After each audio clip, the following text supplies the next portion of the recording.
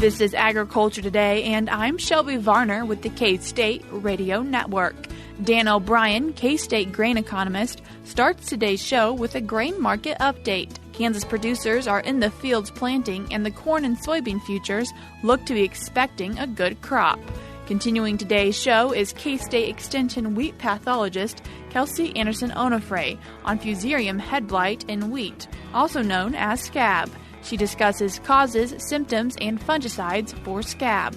Chip Redmond, K-State meteorologist, completes this week's programs with a weather update. He is holding out hope until mid-June for more moisture in Kansas. That and more is coming up ahead on Agriculture Today.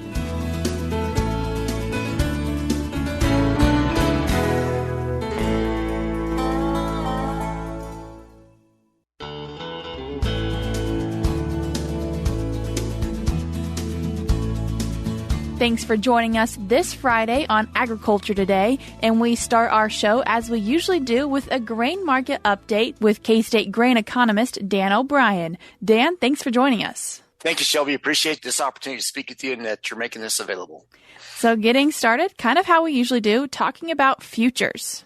Grain futures have been up and down, and actually from news that's come into the market, we've seen some strengthening in corn futures. Have closed on Thursday, the 25th, at $5.90 for the July contract. But then from there, we dropping off pretty quickly. So from $5.90 in July to $5.10.5 for the September contract. New crop D's at $5.16. It wasn't that long ago that December contract was down below $5. I believe 5.10 cents below that. So we've come back up to about $5.16. And as far as drops go from July to September, we're dropping 40 cents a month, basically 80 cents total. So the market is anticipating sizable crops and showing it with their bid from current to later on. You do see a similar sharp drop from the July soybean futures contract to the August contract, and on a 1 month time frame dropped 75 cents. September down to $11.83, another 66 cents, all the way down to November at $11.72. So again, large South American soybean crop coming, strong U.S. exports, export competition, in anticipation that, at least not anticipating any drought yet, so far online to have a sizable, successful U.S. crop this year. And with that, you see, again, from July 13.24 down to November 11.72, yesterday's closes. So just showing up. And the issue with wheat, of course, we're on the brink of harvest as we're in late May now, and June coming up. The southern parts of the state, southeast corner, will be looking at the first parts of harvest, as I understand anyway. And as we get on into June and the latter part of that month into July for sure. But July at 8.18, September 8.11, and then from there, kind of a decline in wheat as you go on to the December at 8.06, March 24 at 7.98, 7.86. July next year at 7.53 and a quarter. So you have July this year at 8.18, July next year 7.53. So some anticipation that the drought will break in much of the hard red winter wheat area, and that we'd have better crops going forward and lower prices. So interesting to watch all that. And of course, are these the final prices that these contracts will have as they come to the end of their time period, i.e. going off the board? Probably by no means. We have a lot of uncertainty, a lot of questions, both in the U.S. and internationally. It's just thought-provoking to me that for both corn and soybeans in particular, we're not even fully planted yet, and really already starting to discount some of where those markets are going. In terms of a realistic view, Shelby, I think that if the crop gets in as we move on from May into June on into July and things look good, then there's all that much more likelihood of some weakness coming into those markets. And I'm not sure where that goes, but December below $5, probably closer to $4.50, $4.75. November from $11.72 where it's at now to $11 or $11.50 thereabouts, could go lower. That's the type of trend that the market seems to be wanting to move forward, given how it's been responding to market news or lack thereof in the last month or so. And continuing with the grain market, what about local price? When you look at prices across the state, well, you kind of run across wherever you're at geographically. You look at in the West, we have Colby, 662, Garden City at 736, still Garden City, strong basis levels. So being in the demand center that it is, Central part of the state, Salina 650, Hutchinson 684, still pretty strong. Eastern part, Topeka 643, Columbus 656. So really well over $6 all across the state, over $7 in the Southwest. Grain sorghum also well over $6 all across the state. So we've seen a little bit of a pickup in export demand for sorghum, and that's positive, of course, on the sorghum side. Soybeans, cash prices running the top. You've got Topeka, $13.14, the highest bid in the area that I could see anyway. Hutchinson, $13.23. Columbus, $13.40 actually. But then at about $12.39, $12.94, thereabouts out in the western part of the state. So some weakness there. And again, with harvest approaching, there's the question of where will wheat markets go? If we were sitting with a large crop coming, we'd look at cash prices, say in Salina at $8.18 yesterday, and think, gosh, we're at great vulnerability to move much lower. But with the challenges we've had this year's wheat crop, that remains to be seen. Maybe some weakening in the very core of harvest in areas that still have a decent crop, but I would think that it's an open question as to whether we'll see much harvest weakness now in wheat, given all the problems that this crop has had in 2023. Continuing to touch on the wheat, we've seen, we had the wheat tours last week, and so we're seeing a little bit more of that narrative being wrote from what we saw from the wheat tour in Kansas. As far as the actual shipments of wheat, I would say that the market looked at the wheat tour and then the broader market and actually had, for the week ending May the 11th, pretty decent overall U.S. wheat exports, but it was really strong exports for hard red spring wheat, but really, really tight for hard red. And that's probably just an acknowledgement of the tightness of supply across Texas, Kansas, and Oklahoma and Nebraska elsewhere for that crop. I think that the basis levels that we'd normally see, again, as we'd mentioned before, weakening sharply into harvest are really not showing those types of trends so far. Again, particularly in Salina, we've seen kind of as we've rolled from the May contract, as the futures contract we were looking forward to determine basis to over now to July. Basis actually jumped up in Salina, a little stronger, sideways in Topeka, holding decently, a little bit of a weakness in Hutchinson. Columbus had jumped up, down again, but still higher than where it was, moving sideways in southwest Kansas at the right location, jumped up, came back down, weakening some in the Colby area. And maybe that's an acknowledgement of some moisture we've had of late, some more hope, and maybe there will be more of a crop. So we'll see what happens in the very northwest corner of the state, but really overall, not a lot of hope for large acreage. The amount of wheat headed right now, and the 5-year average, 75% of the Kansas crop headed, 73% as of May 21st. And, we've had a fair amount of cool weather, some rain, so I'm not sure how much progress we've made on that in the last week or so. Still, the overriding factor for wheat is in Kansas, we're still sitting at a rating of about 37% very poor, 32% poor. So again, 69% of the crop poor to very poor, and 21% fair, and only about 10% actually good to excellent. So pretty high hill to climb, I guess, with regard to having a lot of optimism on Kansas wheat yields. And Dan, something you also wanted to talk about were the trends that you're seeing within these crops from elevators. I think that the trends that I look at, in particular, let's look at corn. Corn basis, surprising to me, is actually holding it pretty well. Again, we had that rollover from the May to the July contract. So the basis levels jumped up and in a really pretty consistent pattern all across the state, at least at the locations that we'd seen. And really since that rollover, it's a matter of, are they staying steady or are they declining? The places that stayed steady for basis, locations in Salina, pretty steady in Topeka, out in the west, Colby and Wright, Kansas, southwest Kansas, had jumped up in our sideways to slightly lower. I think you're coming back to this issue of trying to answer the question of whether, given how short we were the last marketing year and our big major rush that we'd had to secure any supplies that we could in fall of 2022, do we have enough corn? Do we have enough grain sorghum to actually get ourselves to the finish line of the next crop? And we really aren't trusting that wheat will be there. Again, we've had such damage in that. So wheat feeding option really probably isn't there this year. year. So I guess it'd be an interesting several months before we harvest next year's crop. And if anything, the grain sorghum basis levels are holding as strong, at least as steady, if not more so, than the corn basis numbers are. And probably people can feed sorghum. There's no problem with that. Of course, there's a little bit of difference in blending of the diets. And again, as we'd mentioned, we have seen a little bit better sorghum export business of late, and that probably helps that crop. And Dan, one more quick thing to touch on is producers are out in their planters in their fields right now. That's right. Well, when you look at with the recent range, it's always a fair question. Well, are we in a situation at all where we'll get delayed and start to get closer to crop insurance planting deadlines? And I think of course, the big issue, the first crop that we've been out on is corn. As we mentioned before, we're 71% planted as of May 21st. Been raining in some locations. We still have time to get varieties in, but the window is getting a little bit tighter. People may have waited on their non-irrigated crops in the western part of the state, and they've been getting rain since then, so we'll be watching that.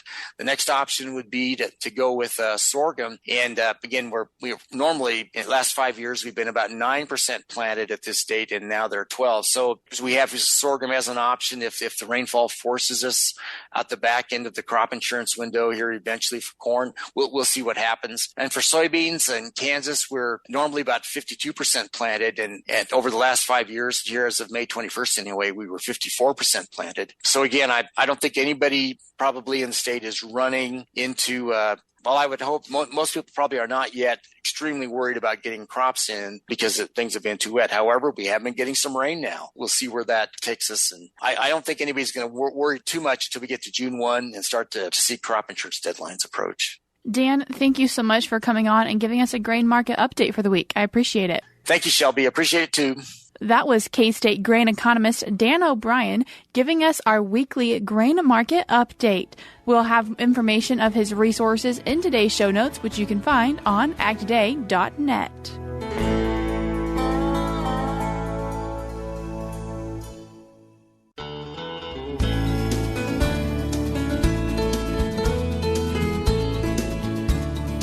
You're tuned in to Agriculture Today, and we continue today's show with a little bit of information about Fusarium Head Blight. And in to talk about that is K-State Extension wheat pathologist Kelsey Andersen Onofre. Kelsey, thanks for joining us today. Oh, thanks for having me here. So to get started, Fusarium Head Blight, kind of a longer name, but what is it? Yeah, that's a good question. And sometimes it's actually referred to as scab. So we use those interchangeably. We can say Fusarium Head Blight, we can say head scab, we can say scab, FHB, but they're all the same thing. They're all a disease that infects at flowering time. So that's an important component, right? So the crop is really susceptible when those yellow anthers are out, and it causes some head damage. So you can see symptoms later in the season, right? Maybe 14 to 20 days after infection, you start to see bleached spikelets. You can see a whole head be bleached if it's very severe. And one of the most important things is it not only causes decreased grain size, it can cause these lightweight, chalky kernels. It can cause some pink color, discoloration of the grain. But it also produces a toxin called deoxynivalenol, or DON, or we sometimes refer to this as vomitoxin because it actually causes vomiting and feed refusal in humans and livestock, and it's regulated by the FDA to certain parts per million, right? So that's tested typically at the elevator, and then there's another threshold that they use for finished flour products. So that's not only is Fusarium Head Blight or scab causing yield loss, which is important, but it also has this toxin component, which can make it extra tricky. This disease, an important thing about it is it survives in wheat and corn residue. So it's something that is particularly problematic in our no-till fields, and particularly no-till after corn. It actually causes a corn disease, so it infects corn too, and causes a corn disease called gibberella ear rot. So that's kind of the sister disease there. And you can imagine if you have wheat going in after corn, that's really some of your highest risk fields. Those are the fields we really pay attention to, especially this time of year when wheat is moving through that flowering growth stage. And this is something we're talking about because it's kind of timely on the information because of recent weather. So what has caused scab to really kind of sprinkle back into Kansas? Right. And, this is just the season that's added insult to injury here. So we've had just such a terribly dry season leading up to this point. And then we have had some timely showers now as our kind of central and northeast part of the state is moving into that flowering window. And so that risk has actually elevated. And we're really turning our attention to those fields that, have high yield potential, maybe that are on irrigated land or, are higher yield potential on those corn stalks, on those wheat after corn fields. One good place that you can look at the real-time risk. So it's easy. You can look at your weather forecast, and if you look out and it's raining at flowering, that's a good indication. But there is a tool. It's at Wheat Scab. So if you spell out www.wheatscab.psu.edu, and I think that hopefully we can link that. That's a great tool that just can forecast out your risk for up to 6 days. And you can type in your flowering date and it'll give you a high, medium, low risk. And that's a pretty good indicator of if you're likely to have infection during that flowering period. And that is definitely something we'll link in today's show notes, which people can find on agtoday.net. And you've mentioned that it comes in corn and it can live in the residue of corn and wheat. And so how does it get there? Do producers need to be concerned about them bringing it into their field, or is it just kind of something that happens? So unfortunately, it can blow in from neighboring fields. This pathogen produces different types of spores actually in the residue they produce macroconidia, which is a long name, but they also produce ascospores. And these ascospores, they can be shot up into the canopy and also blown to neighboring fields. So that's why we do see infection. It's not like, we don't see infection on fields that are maybe adjacent to cornfields, but not necessarily, planted after corn.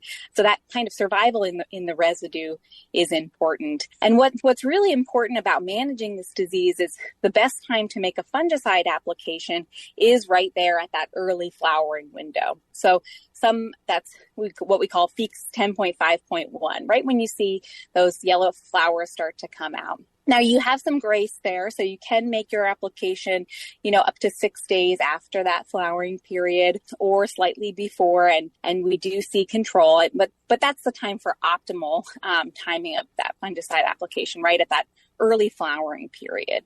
And what are some of those fungicides that producers may want to look into using? Yeah, that's a great question. So the thing about Fusarium Head Blight is there are just a limited number of products labeled for control. So typically we don't use products that have the QOIs or the strobilurin in them. We usually use products that have our DMIs or our SDHIs. So some of the products that are on the market and labeled and have tested well in our research trials are Miravis Ace. That's a product that's done well now in several years of testing. The product Spherex. There's a product Prosaro, which is a product that should be well known to producers, and a newer product called Prosaro Pro that shows similar efficacy there. There's a few older products like Proline or Carumba, if you can still get your hands on that one, that work pretty well. And if you really want to check out some of the efficacy ratings from our research trials, you can check out our wheat fungicide efficacy guide in the K-State bookstore. That's the EP 130 publication, and that goes through each of them. Now, one really important thing to remember is that all of these fungicides, they have pre-harvest restrictions. So that means they cannot be applied past a particular growth stage. That becomes really important this time of season because those can come up really quick.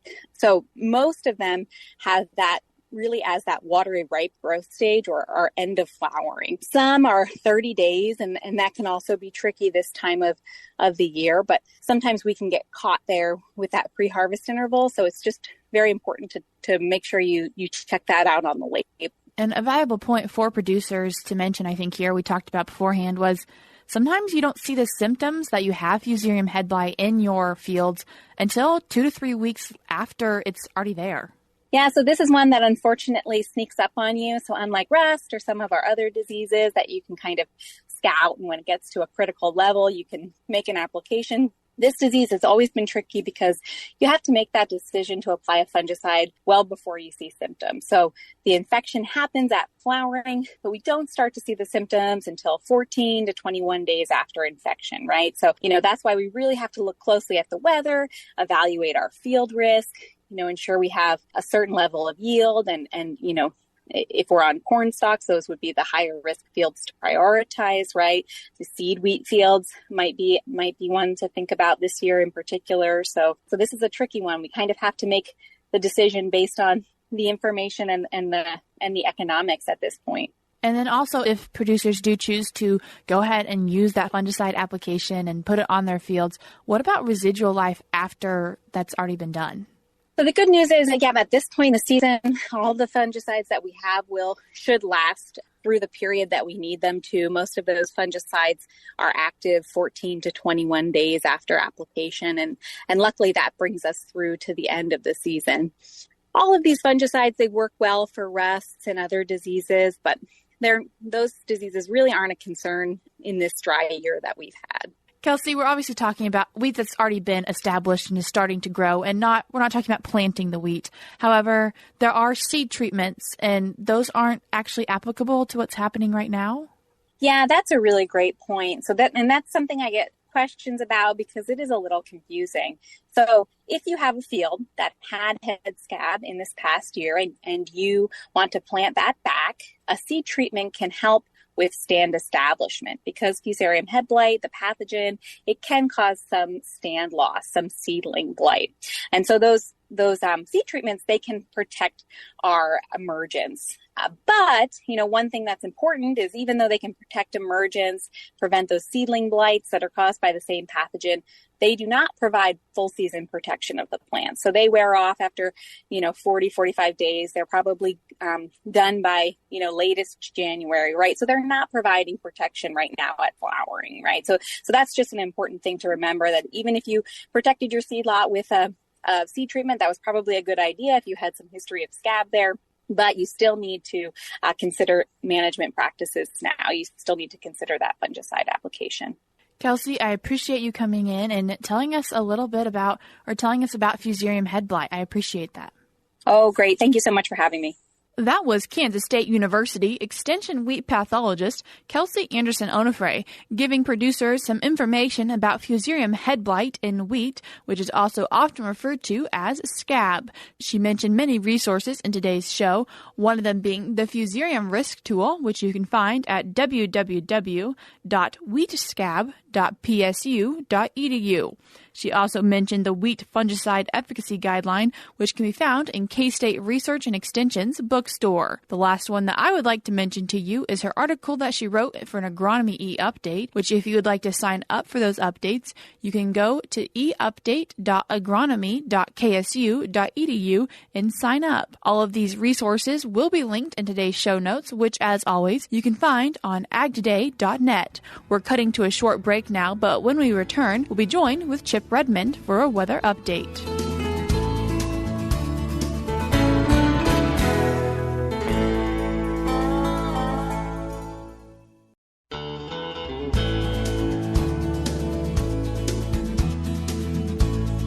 You're tuned in to Agriculture Today, and we finish our Friday show, as we always do, with a weather update. And as always, we're joined by K-State meteorologist Chip Redmond. Chip, thanks for joining us once again. Yep, thanks for having me. So just getting right into it and looking at what has happened in the past week, you mentioned it's been kind of a bipolar look for Kansas. Yeah, it has. When we look at where kind of drought started a year ago and the precipitation trends, we have basically 180 that. The folks in southwest Kansas are seeing moisture and rainfall every couple of days. And we get further east, now they're the dry ones. And with almost no moisture for most of north central, southeast, northeast part of the state. We've seen some rain amounts over 2 inches in a 24-hour period for folks out west.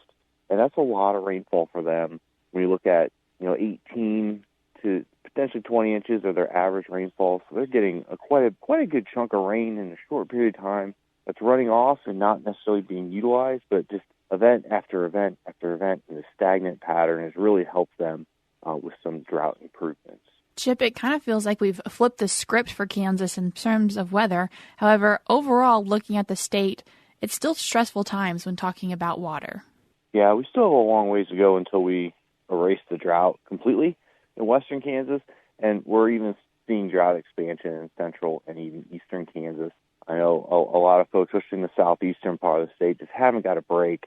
They were hit really hard last year. They were kind of under the radar with western Kansas getting the headlines, but really, really dry conditions. And our average temperatures are climbing slowly. We're seeing bigger evaporative demands through evapotranspiration because we have green, lush vegetation that's growing.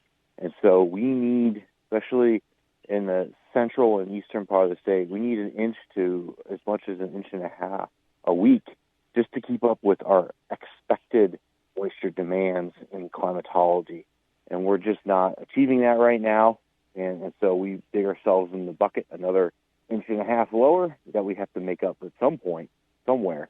And Chip, talking about things continuing to get lower, we didn't have a replenishment of ponds that we kind of needed. Our April showers weren't there, really. Yeah, and they weren't May showers either. I know a lot of folks are hauling water and been hauling water, especially the southeastern part of the state. And now hearing reports of northeastern part of the state hauling water for cattle. And just there's surface water isn't there. Creeks are not drying up, but they're running very low. We need rainfall, and we need a shift in this pattern that's been very stagnant over the last 2 weeks. And looking ahead, do you think there's going to be a shift in the pattern?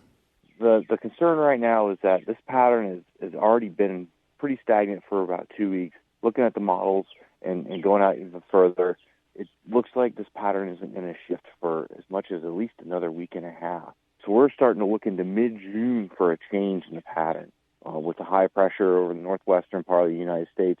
And moisture is getting northward, but it's getting stuck and held along the high plains to our west. So it's good for them. They're getting some pretty good drought relief, but we just need to bring that moisture further east.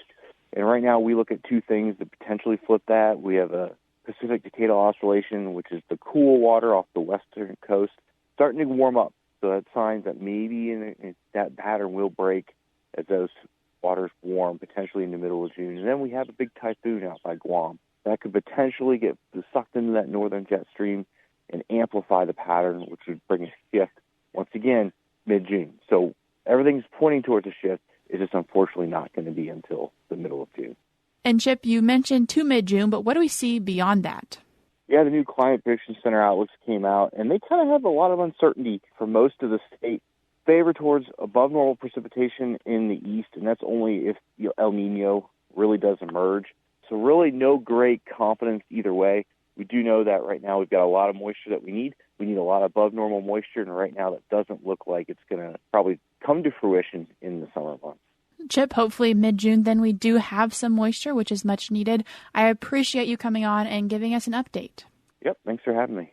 That was K-State meteorologist Chip Redmond. That's all we have for you today on this Friday for Agriculture Today. We'll be back with you on Tuesday as we do not have a program run on Monday for Memorial Day.